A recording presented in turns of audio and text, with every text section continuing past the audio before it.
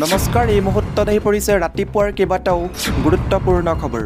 অসমৰ লগতে আন্তঃৰাষ্ট্ৰীয় কেইবাটাও গুৰুত্বপূৰ্ণ খবৰ যুগুতোৱা হৈছে আৰু নিতৌ এনেধৰণৰ খবৰসমূহ পাই থাকিবলৈ হ'লে চেনেলটো ছাবস্ক্ৰাইব কৰি ভিডিঅ'টোত এটাকৈ লাইক কৰি উৎসাহিত কৰিবলৈ একেবাৰেই নাপাহৰিব। দৰ্শকসকল, আজিৰ প্ৰথমটো খবৰে হৈছে এটা ডাঙৰ খবৰ। গোলাঘাটত বিপদত পৰিব 30খন চৰকাৰী বিদ্যালয়। মেট্ৰিকত ফলাফল বেয়া হোৱা 30খন চৰকাৰী বিদ্যালয়ৰ বিপদ সমাগত। 30খনকৈ বিদ্যালয়লৈ কাৰণ দৰ্শোৱাৰ জাননী শিক্ষা বিভাগৰ। সদ্য ঘোষিত মেট্ৰিক পৰীক্ষাত 30%তকৈও তলত উত্তীৰ্ণৰ হাৰ। কি কাৰণত চৰকাৰী বিদ্যালয়ৰ ফলাফলৰ এনে দুৰ্দশা? 7 দিনৰ ভিতৰত বিদ্যালয়ৰ প্ৰধান শিক্ষকে জনাব লাগিব কাৰণ। গোলাঘাটত 30খন চৰকাৰী বিদ্যালয়লৈ কাৰণ দৰ্শোৱাৰ জাননী জাৰি কৰিছে শিক্ষা বিভাগে।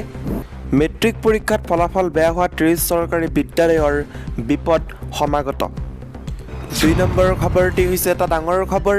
গুৱাহাটীত প্ৰতিবাদ কৰি আটক ভূপেন বৰাসহ কংগ্ৰেছ নেতৃত্ব।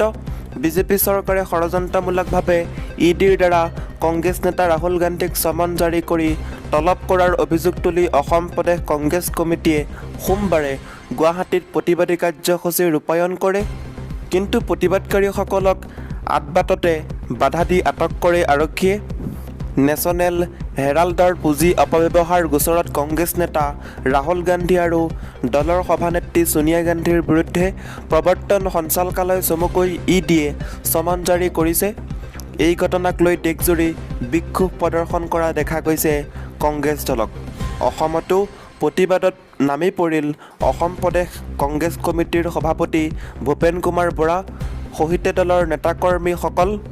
বিজেপি চৰকাৰে ষড়যন্ত্ৰমূলকভাৱে ইডিৰ দ্বাৰা কংগ্ৰেছ নেতা ৰাহুল গান্ধীক সমন জাৰি কৰি তলব কৰাৰ অভিযোগ তুলি অসম প্ৰদেশ কংগ্ৰেছ কমিটিয়ে সোমবাৰে গুৱাহাটীত প্ৰতিবাদকাৰী কাৰ্যসূচী ৰূপায়ণ কৰে।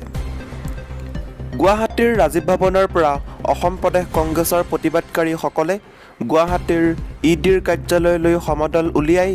কিন্তু প্ৰতিবাদকাৰীসকলক আদবাটতে বাধা দি আটক কৰে আৰক্ষীয়ে। এই কাৰ্যসূচীত অংশ লৈ বিৰোধী দলপতি দেৱব্ৰত শইকীয়াই কয় যে মুখ্যমন্ত্ৰী হিমন্ত বিশ্ব শৰ্মা নেতৃত্বাধীন বিজেপি চৰকাৰে গণতন্ত্ৰক ভৰিৰে মোহাৰিছে। হিমন্ত বিশ্ব শৰ্মা চৰকাৰে অসম আৰক্ষীক গণতন্ত্ৰক ভৰিৰে মোহাৰিবলৈ অনুজ্ঞাপত্ৰ দিছে বুলি অভিযোগ কৰে দেৱব্ৰত শইকীয়াই। তেওঁ কয় যে ইডিৰ কাৰ্যালয়লৈ প্ৰতিবাদী সমদল উলিয়াইছিলোঁ, কিন্তু মুখ্যমন্ত্ৰী হিমন্ত বিশ্ব শৰ্মাৰ আৰক্ষী বাহিনীয়ে ভঙাগড়ৰ উৰণীয়া সেতুৰ তলত আমাক প্ৰতিবাদত বাধা দি আটক কৰে। এনফৰ্চমেণ্ট ডাইৰেক্টৰেটৰ কাৰ্যালয়ে মনে সজা গোচৰত কংগ্ৰেছৰ নেত্ৰী ছোনিয়া গান্ধী আৰু ৰাহুল গান্ধীক দিল্লীৰ ইডিৰ কাৰ্যালয়লৈ সোমবাৰে তলব কৰিছে বুলি উল্লেখ কৰে বিৰোধী দলপতিগৰাকীয়ে। 3 নম্বৰ খবৰটি হৈছে এটা ডাঙৰ খবৰ। ৰাহুল গান্ধীক 8 ঘণ্টা 30 মিনিট ইডিয়ে চলালে জেৰা। 8.5 ঘণ্টা ৰাহুল গান্ধীক জেৰা চলালে ইডিয়ে। 8.5 ঘণ্টাৰ পিছত সোধা পোছা অন্ত। 8.5 ঘণ্টাৰ পিছত সোধা পোছা অন্ত পৰিছে।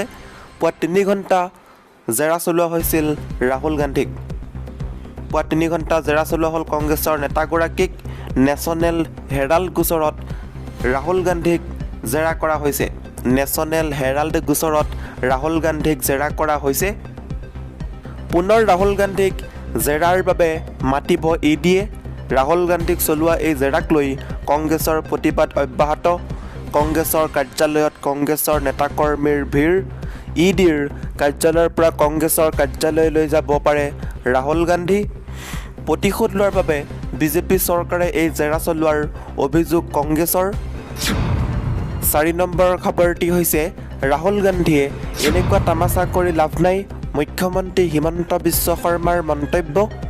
কংগ্ৰেছ নেতা ৰাহুল গান্ধীয়ে সোমবাৰে সদল বলে ইডিৰ কাৰ্যালয়লৈ যোৱা ঘটনা সন্দৰ্ভত প্ৰতিক্ৰিয়া প্ৰকাশ কৰিছে মুখ্যমন্ত্ৰী ডক্টৰ হিমন্ত বিশ্ব শৰ্মাই। মুখ্যমন্ত্ৰীয়ে কয় যে এই কাম কৰি কংগ্ৰেছে ইডিক ভয় খুৱাব বিচাৰিছে। ইডিয়ে কাৰোবাক সমন দিলে হাজিৰ হোৱাটো কৰ্তব্য, কিন্তু তাকে নকৰি মনোনয়ন পত্ৰ দাখিলৰ সময়ত উলিওৱা ৰেলীৰ দৰে সমদল কৰি গৈ ইডিক ভয় খুৱাব খুজিছে ৰাহুল গান্ধীয়ে। সাংসদ হিচাপে কংগ্ৰেছ নেতাগৰাকীৰ দায়িত্ব আছিল নিজৰ নিৰ্দোষিতা প্ৰমাণ কৰা। দেশ এতিয়া সলনি হৈছে, গতিকে এইবোৰ তামাচা কৰি লাভ নাই। দিয়ে ভয় নকৰে ৰাহুল গান্ধী বা কংগ্ৰেছক, এইবুলি মুখ্যমন্ত্ৰী হিমন্ত বিশ্ব শৰ্মাই মন্তব্য প্ৰকাশ কৰিছে।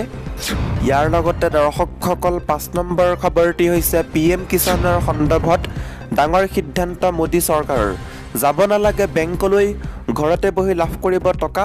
প্ৰধানমন্ত্ৰী কিষাণ সন্মান নিধি যোজনা হিতাধিকাৰীসকলৰ বাবে এক অতি গুৰুত্বপূৰ্ণ খবৰ, কিয়নো এই আঁচনিৰ অধীনত কৃষকসকলক বিশেষ লাভালাভ প্ৰদান কৰা হ'ব। প্ৰধানমন্ত্ৰী কিষাণ সন্মান নিধি যোজনা হিতাধিকাৰীসকলৰ বাবে এক অতি গুৰুত্বপূৰ্ণ খবৰ, কিয়নো এই আঁচনিৰ অধীনত কৃষকসকলক বিশেষ লাভালাভ প্ৰদান কৰা হ'ব। এতিয়া কৃষকসকলে কিস্তিৰ ধন পাবলৈ বেংকলৈ যাব নালাগিব। ভাৰতীয় ডাক বিভাগে এই বিষয়ত এটা নতুন পৰিকল্পনা কৰিছে। ডাকঘৰৰ হৈ কৰ্মচাৰীসকলে ঘৰে ঘৰে গৈ হিতাধিকাৰীসকলক টকা দিব। ডাকঘৰৰ সংশ্লিষ্ট কৰ্মচাৰীসকল আহিব। এই আঁচনিৰ অধীনত ডাক বিভাগৰ কৰ্মচাৰীসকলে কৃষকসকলৰ ঘৰলৈ যাব আৰু হেণ্ডহুভ মেচিনৰ মোহৰ মাৰি হিতাধিকাৰীসকলক ধন হস্তান্তৰ কৰিব। দৰাচলতে কেন্দ্ৰীয় চৰকাৰে ডাকঘৰৰ জৰিয়তে প্ৰধানমন্ত্ৰী কিষাণ সন্মান নিধি যোজনাৰ ধন ঘৰলৈ বৃদ্ধি কৰাৰ সিদ্ধান্ত লৈছে, যিটো সংশ্লিষ্ট কৰ্মীসকলে গৈ হিতাধিকাৰীসকলক ধন হস্তান্তৰ কৰিব। ডাকঘৰৰ কৰ্মচাৰীসকলক এই নিৰ্দেশ জাৰি কৰা হৈছে। ইয়াৰ অধীনত 13 জুন 2022 তাৰিখে ডাকঘৰৰ কৰ্মচাৰীসকল ঘৰে ঘৰে যাব। অৱশ্যে ইয়াৰ বাবে কৃষকসকলৰ পৰা কিছু অতিৰিক্ত মাচুল আহিব। মোদী চৰকাৰে কৃষকসকলৰ বাবে এক ডাঙৰ পদক্ষেপ গ্ৰহণ কৰিছে। অৱশ্যে ইয়াৰ বাবে কৃষকসকলৰ পৰা কিছু অতিৰিক্ত মাচুল আহিব। মোদী চৰকাৰে কৃষকসকলৰ বাবে এক ডাঙৰ পদক্ষেপ গ্ৰহণ কৰিছে। 6 নম্বৰ খবৰটি হৈছে ক'ভিড এতিয়া শেষ হোৱা নাই, স্কুলে শিশুৰ বাবে টীকাকৰণ বৃদ্ধি কৰক, ৰাজ্যসমূহক ক'লে কেন্দ্ৰীয় স্বাস্থ্যমন্ত্ৰীয়ে। কেন্দ্ৰীয় স্বাস্থ্যমন্ত্ৰী মনসুখ মাংগুয়াই সোমবাৰে ৰাজ্য আৰু কেন্দ্ৰীয় শাসিত অঞ্চলসমূহৰ স্বাস্থ্যমন্ত্ৰীসকলৰ সৈতে বাৰ্তালাপ কৰে আৰু তেওঁলোকক বিদ্যালয়ৰ শিশুসকলৰ বাবে ক'ভিড-19 টীকাকৰণৰ পৰিসৰ সম্প্ৰসাৰিত কৰা, বৃদ্ধসকলৰ বাবে সাৱধানতামূলক পালি আৰু জিনম অনুক্ৰম শক্তিশালী কৰাৰ ওপৰত গুৰুত্ব দিবলৈ আহ্বান জনায়। স্বাস্থ্য মন্ত্ৰণালয়ে এই তথ্য প্ৰদান কৰিছিল। পৰ্যালোচনা বৈঠকত মাণ্ডাবিয়াই ৰাজ্যসমূহক কয়, ক'ভিড-19 এতিয়াও শেষ হোৱা নাই। কিছুমান ৰাজ্যত কৰোনা ভাইৰাছৰ বৰ্ধিত ঘটনাৰ সৈতে সতৰ্ক হোৱা আৰু সঠিক আচৰণ কৰাটো অতি গুৰুত্বপূৰ্ণ।